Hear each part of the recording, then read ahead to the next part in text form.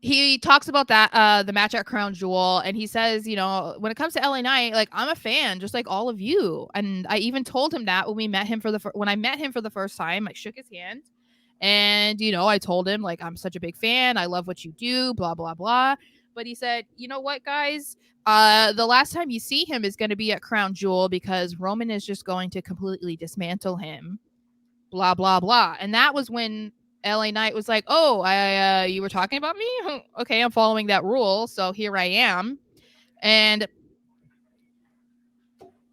I mean, it's I okay. So he goes in on Paul Heyman, and Swooning over here. for everything basically that Heyman said, it was just back and forth, calling him an idiot, calling him stupid.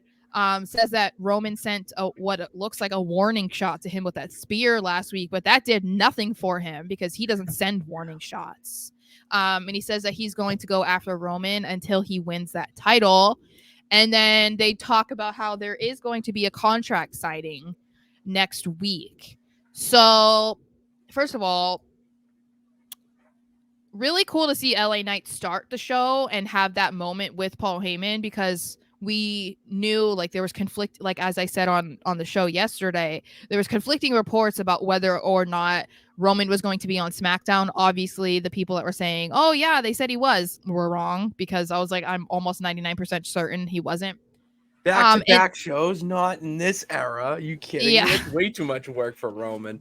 But I think that it's another indication of how they feel about LA Knight because they did the same thing with Cody when Roman wasn't showing up or whatever, and Cody was basically feuding with Paul Heyman, and they had some really really good segments. I mean, Paul Heyman even kind of alluded to that.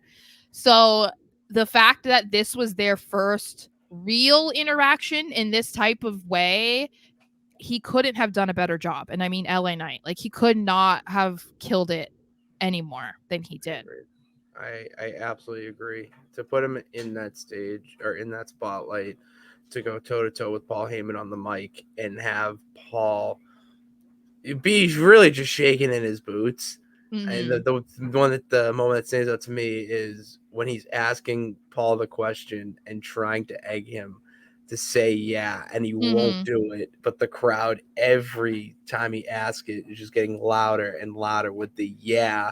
And Mm-hmm. finally, it's like, yeah, it's He's like, so unreal. yeah, yeah. And he's like, shut up, stupid. Like it's like, oh, Don't do right. that. Yeah. Don't do that while I'm talking. Oh, it was Mm-hmm. just it's incredible to see someone that over that organically.